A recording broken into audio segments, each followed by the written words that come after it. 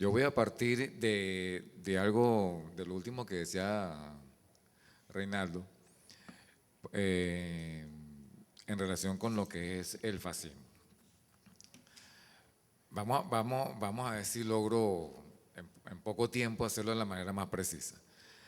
Fíjense, eh, me pareció una buena manera de tomar el tema del foro, porque a través del fascismo, utilizando este elemento no como tema por sí mismo. Lo primero que hay que tener claro es que a nosotros en realidad no nos interesa el fascismo como tema de historia europea. Para lo cual, lo primero que tenemos que tener claro es que el fascismo es un fenómeno estrictamente europeo, estrictamente del siglo XX, estrictamente de esas 2 décadas, grosso modo, que están entre las 2 guerras mundiales, y estrictamente europeo, fundamentalmente en Italia, en Alemania, por supuesto, con repercusiones, con emulaciones, con modelos en Austria, en Hungría, en otras regiones de Europa. Y curiosamente, no en España. Es decir, siempre se nos presentan los grandes, bueno, fascistas, nazistas. Cuando uso fascismo, de alguna manera estamos incluyendo, salvo que se exprese lo contrario, el nazismo y el fascismo. Pero ustedes ven que siempre aparecen en los libros de historia, aparecen en la foto, los 2 grandes representantes del fascismo, Mussolini y Hitler, y como el representante chiquito, que sería Franco. Bueno, pero ni siquiera Franco es fascista. Eso es lo que quiera poner en claro. O sea que el fascismo es realmente un fenómeno bien localizado, bien preciso y bien específico que ni siquiera cubre España. Eso no quiere decir que los fascistas hicieron un enorme trabajo en favor de la dictadura franquista. Hicieron el trabajo sucio a la dictadura franquista. Le eliminaron los comunistas a la dictadura franquista. Pero la dictadura franquista no llegó a ser fascista. La Primo de Rivera hizo un trabajo muy importante, pero es un trabajo de calle, es un trabajo sucio, es un trabajo de sicarios. No llegó a instalarse el fascismo en España. Y no llegó a instalarse en España simplemente porque en España la derecha sí tenía poder, sí tenía posición política. Y ahí es donde quiero ir con la cuestión del fascismo. Fíjense. Voy a comenzar con una anécdota que puede parecer un poco, como toda anécdota, insignificante, pero que creo que puede ilustrar cosas. En una oportunidad yo estaba viendo libros en un kiosco, en un stand ahí de los pasillos de la universidad, y estaba parado al lado mío una muchacha muy hermosa y toma un libro de Curcio Malaparte, una novela. Entonces yo, por echarle broma a la muchacha, por acceder a ella con un chiste poco bobo, le digo: tenga cuidado, señorita, que ese señor es un fascista. No estoy exagerando con lo que digo. La muchacha hizo así y dijo: con razón se llama así. Esa fue la forma en la que ella definió: con razón se llama así. Entonces, ¿por qué digo esto? Por lo que estaba diciendo Reinaldo al final de esa intervención, quiero decir. Nosotros tenemos que aprender un poco a eliminarnos esas imágenes un poco románticas, un poco calcadas de un estilo draculiano, el fascista con los dientes así, que no está a punto de comer vivo, porque pueden ser imágenes muy interesantes, pueden ser imágenes muy aplastantes, pero se quedan en lo superficial. Y yo creo que una revolución no se debe dar el lujo de permanecer en lo superficial. Debemos disfrutar lo superficial. Debemos incluso regodearnos en lo superficial, hacer incluso conciencia a propósito de que somos superficiales, pero no nos debemos quedar en lo superficial. Cada vez que en el contexto de la revolución nos convertimos o participamos en esa especie de guerra de pasteles, en virtud de los cuales a mí me dicen fascista y yo le digo fascista, o sea, el escuálido me dice fascista y yo le digo fascista. En esa guerra de pasteles un poco boba, si nos quedamos en ese nivel, estamos siendo un tanto irresponsables, porque estamos mandando un mensaje que puede causar mucha equivocación en la gente, en el pueblo, o sea, y de alguna manera es responsabilidad de la revolución concientizar a quienes participan y participamos en la revolución. Por eso es que ahí sí tiene interés tratar el tema del fascismo. Como digo, no es como historia europea, es una historia como que tratáramos aquí, historia del medioevo, en fin, de cualquier otro momento, lo podemos hacer por curiosidad, pero en la medida en que el término se utiliza, en la medida en que a mi juicio tiende a crear confusión en la gente, yo sí creo que es un tema de la revolución bolivariana. Entonces, el fascismo no como tema europeo, pero el fascismo como identidad política en un determinado proceso, sí creo que es importante. Creo que debemos evitar ese facilismo con los que nos volvemos fascistas y antifascistas. O sea, eso es un fantasma bien terrible. Para sintetizar esto que digo, debemos cuidarnos. Está bien que seamos antifascistas. O sea, no podemos compartir una experiencia histórica que el que menos las conoce ha estado cerca de cosas que son terribles, que son no solamente autoritarias, son criminales. Entonces, por supuesto que tenemos que tener fascistas. Pero nosotros no podemos salir a sumarnos al antifascismo y que eso ingenuamente nos convierta en una especie de cómplices de la democracia burguesa. Con eso es lo que tenemos que cuidar. Abran páginas de este pensamiento neoliberal marcado por, yo no sé si llamarlos ideólogos, pero funcionan como en el impacto mediático muy importante. Digo que no sé si llamarlos ideólogos porque a veces me parecen muy escasos, pero en todo caso hacen ideología. Pues. ¿Cómo se llama el cubano? El cubano más famoso. Bueno, todo lo que sigue en el estilo Montaner. Montaner, por ejemplo. Montaner tiene invadido internet, él y un equipo de gente. Vean las páginas de esas personas, en España, en Argentina, en Venezuela, en Italia, por supuesto en Miami. Todos son antifascistas. Todos son rigurosamente antifascistas. Entonces, ahí empezamos a decir, un momento, ¿cómo es esto?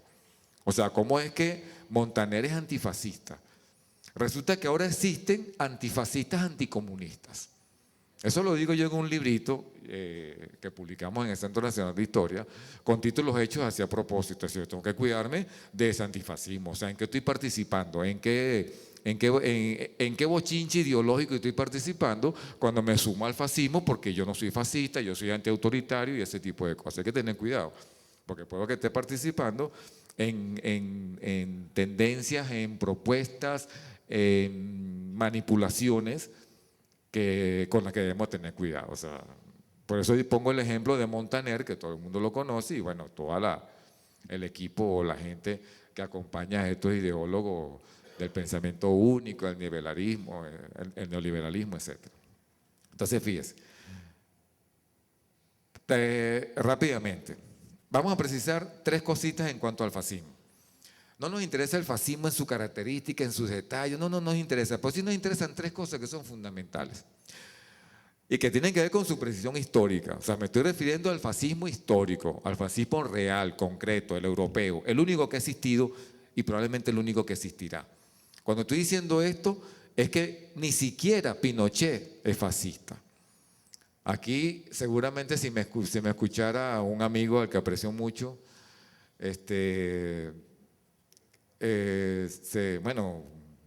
negaría lo que estoy diciendo, porque me viene a la mente algo que le escuché en una conferencia, que él decía, fascista Pinochet, Piñera es de derecha. Eso yo lo considero como ideólogo, como persona que intenta definir ideológicamente este proceso, que creo que es un nivel importantísimo de la participación, del interés que debemos tener, lo considero un error fatal. Pinochet no es fascista, Piñera es de derecha y Pinochet es de derecha. Y Piñera, en todo caso, es la continuación de la derecha de Pinochet. Pero Pinochet no es fascista. Puede ser peor que los fascistas, puede ser más criminal que los fascistas, puede ser más infame que los fascistas. Y de hecho, es, desde el punto de vista geopolítico, un caporal del imperio en América Latina. Eso sí es Pinochet, pero eso no es un fascista. Entonces, los derechistas pueden ser peores que los fascistas. En la medida en que nosotros, al decirle fascista, creemos que le estamos diciendo lo peor a la derecha, a lo mejor le estamos haciendo el juego. Voy a retomar esto de la siguiente manera, como digo, el fascismo histórico. Tres cosas solamente, se pueden decir muchísimas. Además, es un tema muy interesante. Pero en todo caso, no hay fascismo sin guerra. El fascismo responde a una coyuntura geopolítica marcada por lo que posteriormente se va a conocer las dos grandes guerras mundiales. Sin esa coyuntura no hay fascismo. Entre otras cosas, por poner solamente un ejemplo, características que se pueden... Hitler llega al poder y Mussolini llegan al poder como expresión de un sector militar cuya sociedad civil, de socialdemocracia, cuya democracia incipiente ha traicionado a esta dirigencia militar, a la que se le imputa el fracaso militar, bien sea la República de Weimar en Alemania, bien sea la monarquía italiana. Entonces, lo primero que tenemos es un contexto de guerra. Por supuesto, ese contexto no queda ahí. Es un contexto fundamentalmente de reparto imperialista, es un contexto de participación, de expansión del capitalismo en su dimensión financiera. Por decir esos tres elementos, que están fundamentalmente concentrados en el elemento de guerra. Hay un elemento también geopolítico, que es la Revolución Rusa. La primera revolución socialista en la historia que se concreta en el 17 con la Revolución Rusa. Entonces, todo ese contexto geopolítico es el que permite la aparición del fascismo en Italia, del nazismo en Alemania. Entonces, el fascismo va a tener papeles fundamentales como es, por ejemplo, ser el cordón sanitario desde el punto de vista político para que la Revolución Rusa no vaya más allá de los confines de la Europa oriental. Ese es un papel fundamental.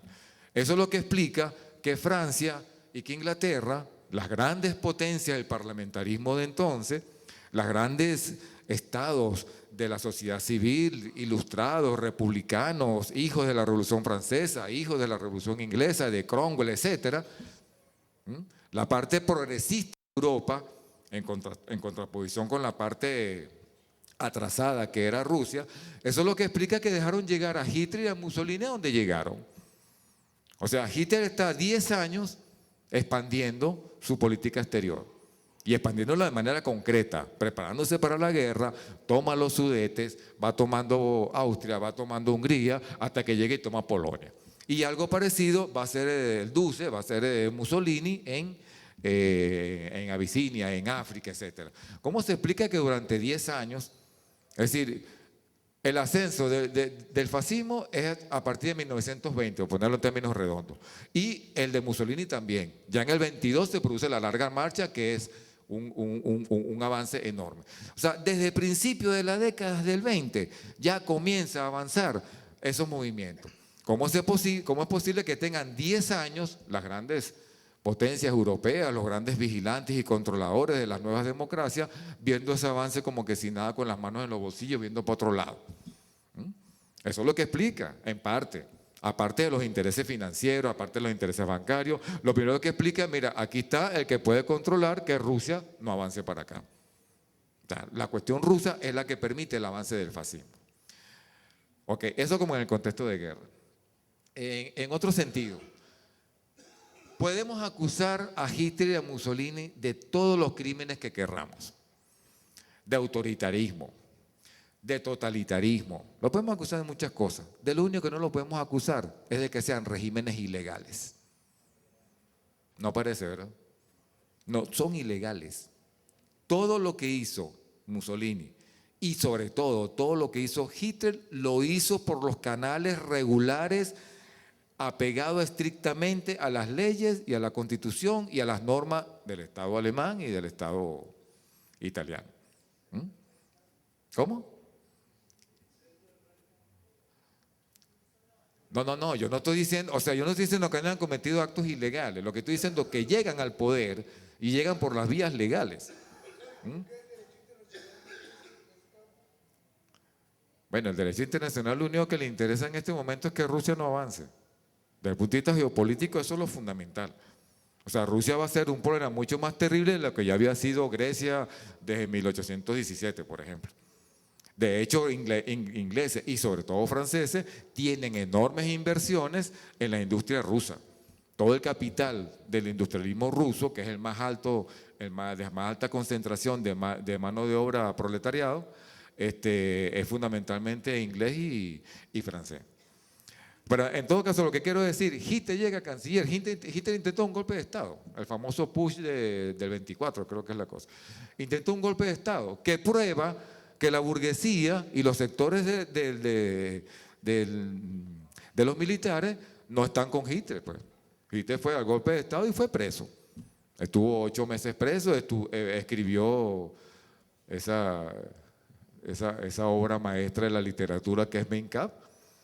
Creo que eso es peor que muchas de las cosas, los crímenes que se cometieron en Alemania, fue el que se cometió contra el estilo, el lenguaje y todo eso.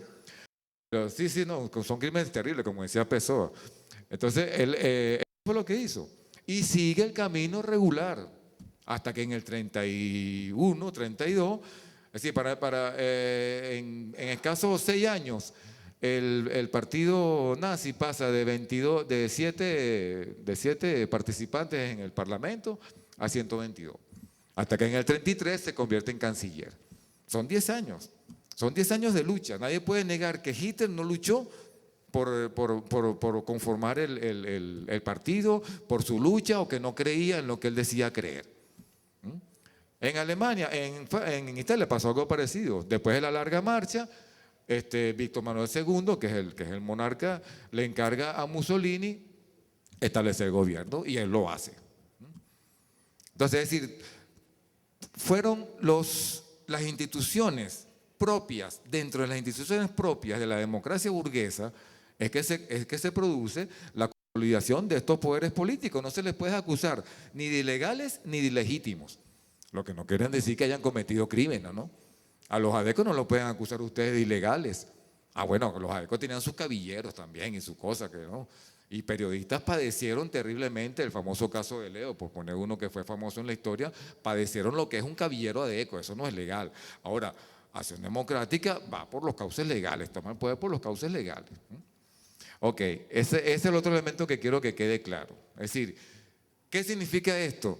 Que en el marco de la sociedad burguesa, que en el marco de la sociedad capitalista burguesa, de ese capitalismo que incluso ha entrado en su fase de expansión financiera fundamental, que es una de las cosas que lleva al reparto imperialista, la fuerza, estos monstruos que nos pinta la historia, han seguido los caminos legales, han hecho todo lo que tienen que hacer, han luchado, han tenido paciencia. De un partido de 7 locos en la cervecería de Múnich en 1920, llegaron a ser la mayoría en el Reichstag. Ese es el otro elemento que quiero que tengan en cuenta. Y el otro elemento es mucho más sensible y tiene que ver, por supuesto, con todo eso. Fascismo, bien sea por parte de Hitler o por parte de Mussolini. Fascismo y nazismo son movimientos de masas, son movimientos dirigidos a los sectores populares, incluida la pequeña, ¿cómo se llama? Que llaman las clases medias, pues. O sea, lo que quiero que tengan claro es que el movimiento fascista no es un movimiento de la tradicional oligarquía, no es lo más rancio de la sociedad quien propone el fascismo. De hecho, para poner poquitos datos, Mussolini estuvo enfermo después que fue cabo en la guerra y está todo decepcionado, en fin, pues. Tenía su héroe, que era Hindenburg, lo que sea. Él sale y forma. ¿Qué es lo que forma? Integra el Partido Obrero Alemán. El Partido Obrero Alemán le cambian el nombre, que se lo cambia a Hitler, y lo llama Partido Nacional Socialista Obrero Alemán. El nombre de ese partido lo hace Hitler. Es una propuesta nacionalista y es una propuesta dirigida a las clases populares. Es reivindicadora de los salarios, de la vida de la clase obrera. Y lo mismo hace Mussolini. Hay una famosa discusión de Mussolini con el italiano, el de los bloques, con el comunista italiano, con Gramsci. Por eso que la traigo a colación. Donde Gramsci le dice, ustedes los fascistas no representan una revolución, sino un cambio en el poder, un cambio de la generación, un cambio del aparato administrativo. Y Mussolini le responde, no, nosotros sí somos la revolución. Nosotros somos un cambio de estructuras. Nosotros representamos, estoy hablando textual, nosotros representamos al proletariado, así como los rusos. Nosotros sí estamos haciendo una revolución. Es una, o sea, ustedes lo leen, es una cuestión, o sea, el mensaje, el objetivo, el horizonte, el público, políticamente hablando, son los sectores populares, no son las clases medias, no son las oligarquías, llámesele burguesía, llámesele aristocracias viejas, en fin, lo que sea. Mussolini viene del Partido Socialista. Cuando escribe en el periódico Avanti, todavía un famoso periódico antiimperialista, él es precisamente antiimperialista. Y se pliega y hace protesta y llega a ir preso por la marcha que hace antiimperialista. Después de la larga marcha, después de la toma del poder, después que lo ponen a nombrar gobierno, digamos, él sale de Avanti y es uno de los que proclama porque Inglaterra entre en la Primera Guerra Mundial. Entonces, los orígenes de estos dirigentes son orígenes no solamente modestos, sino incluso enmarcados en los partidos socialistas. Cuando salen y forman partido, su programa es un programa eminentemente social. Es eminentemente social, se puede leer en cualquier parte, ustedes pueden encontrar cuál era el programa de los fascistas. Los fascistas prometían aumentos de salario, prometían reivindicaciones sociales a los obreros. Donde sí fueron un poco más duros fueron en los campos. En los campos sí se metían con las sociedades campesinas, de pequeños campesinos que se asociaban, digamos, gremialmente, y eso incluso les trajo el apoyo de los terratenientes. Entonces, lo primero que hay que tener claro es que el mensaje de estos dirigentes políticos, de estos que la historia nos pinta como los monstruos, fueron dirigidos a los sectores populares y caló.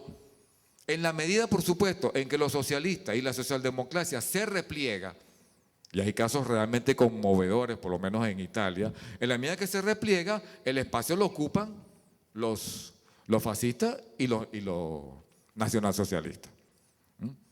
Entonces, lo primero que quiero que tengan claro es que son movimientos populares.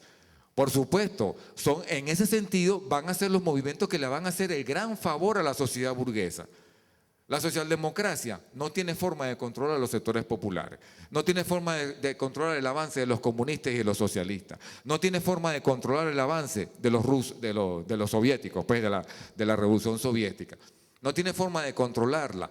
Estos partidos, estos proyectos políticos fueron los que controlaron esa revolución inminente en toda Europa. Esa es la gran hechura.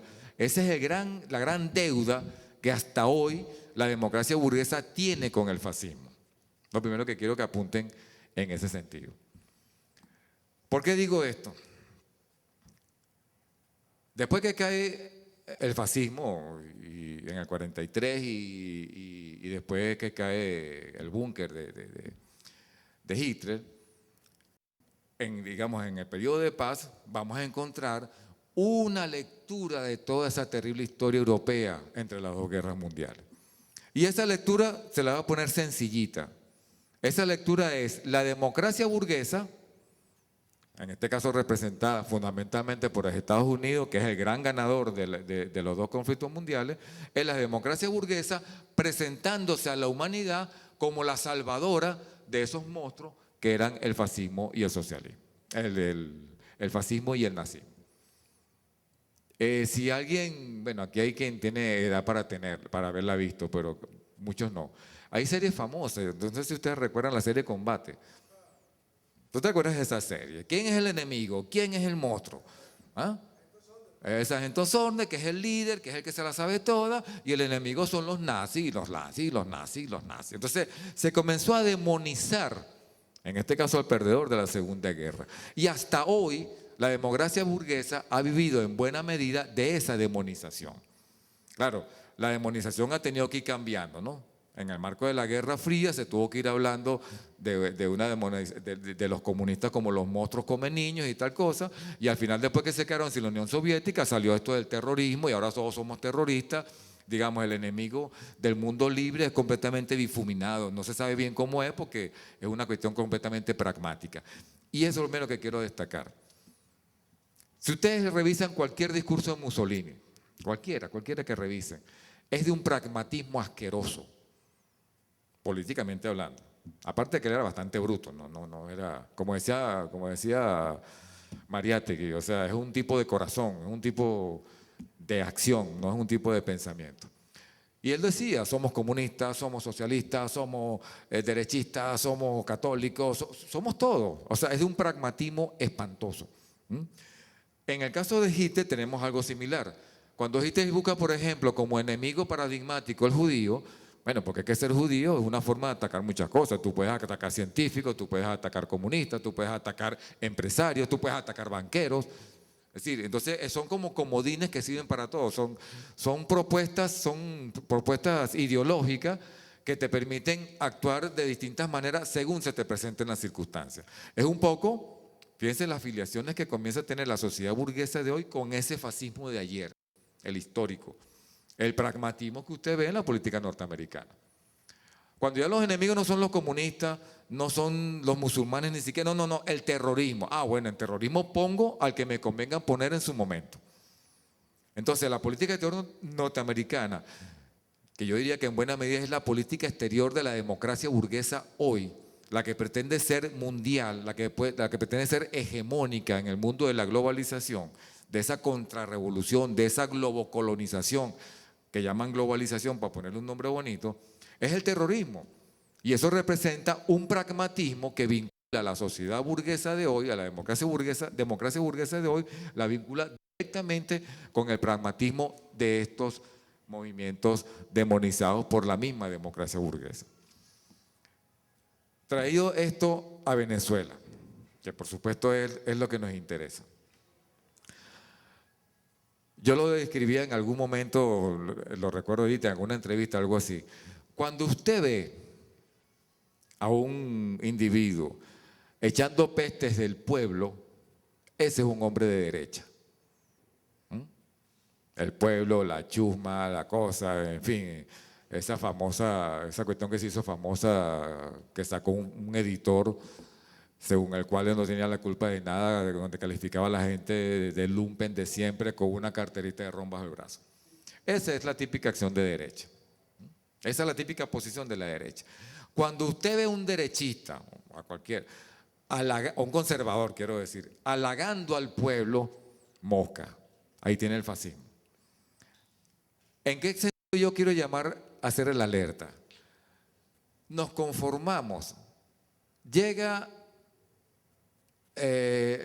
los representantes de la oposición y nos queman CDI, hacen esas cosas terribles que todos conocemos, que no vale la pena estar enumerando aquí, y los calificamos de fascistas. Pero llegan y van a las elecciones y entonces los aplaudimos porque son demócratas. Entonces, ¿cuál es mi invitación en este sentido? Aquí no hay derecha moderada. Olvídense de eso. Aquí hay una derecha. No nos busquemos la derecha moderada y la que no es moderada la calificamos de fascista porque nos sirve el término. Nos sumamos a esa demonización del término que no tiene, como decía Reinaldo, no tiene ningún basamento histórico, analítico, de ningún tipo, solamente es la forma de descalificar al adversario. Entonces nos sumamos a nuestro antifascismo y estamos colaborando. Nos ponemos a buscar una derecha fascista que no existe, porque nuestro enemigo no es la fascista, nuestro enemigo es la derecha. O dicho en términos más concretos, nuestro enemigo no es el fascismo, nuestro enemigo es la democracia burguesa. Esta revolución no puede ser una forma de adecentar el régimen de la democracia burguesa. Esta revolución no puede estar aquí para cuidarle sus instituciones a la derecha. En la medida que nos ponemos a buscar los dientes afilados y las cosas de la derecha fascista, es porque estamos esperando que una que no es fascista, entonces es moderada. Ahí puede haber, frente a una revolución, si es una revolución en verdad, puede haber diferencia entre una derecha moderada y una que no lo es. O sea, no es igualmente enemiga la derecha moderada que la derecha que no lo es, pues. El objetivo de esta revolución no es destruir la democracia burguesa, implantar, no estoy inventando nada, implantar la democracia protagónica, la que está en la Constitución, pero que incluso en el libro azul tiene un nombre mucho más bonito. Véanlo para que usted vea. No sé por qué no le dejaron ese nombre, quizá haya habido discusiones que nosotros conocemos, pero el comandante Chávez la llama la democracia revolucionaria.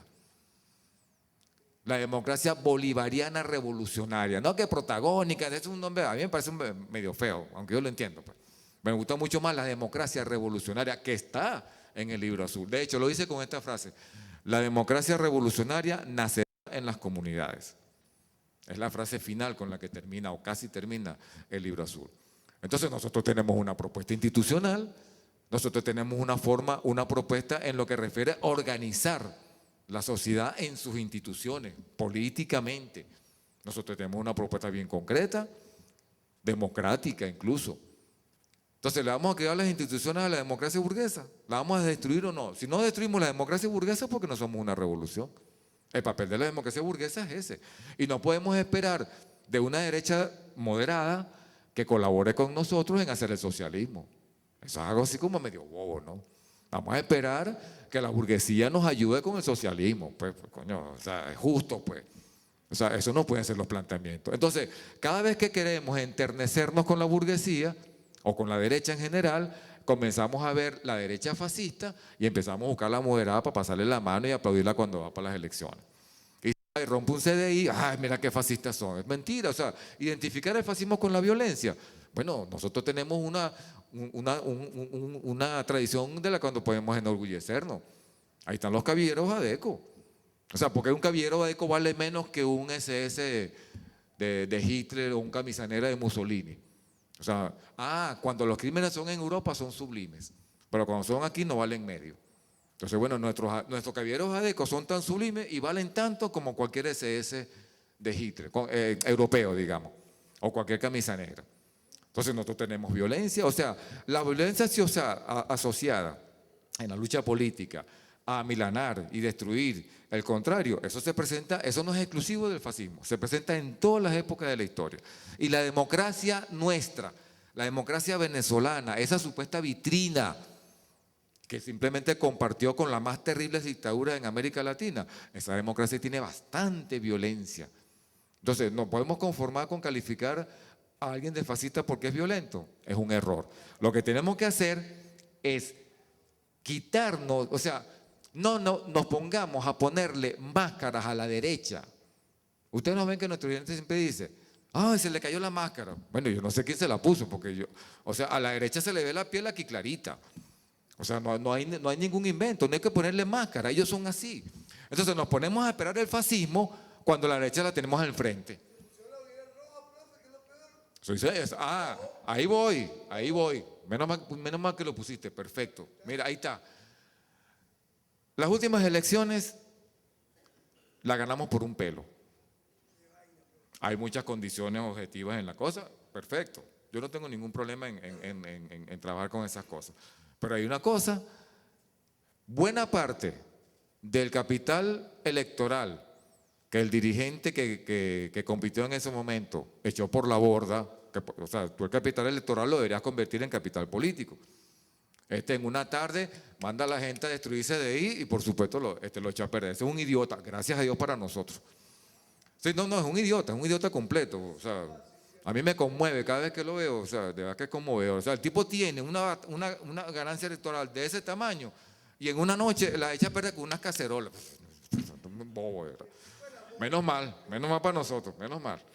Pero entonces fíjense, ¿cuál fue la campaña esa?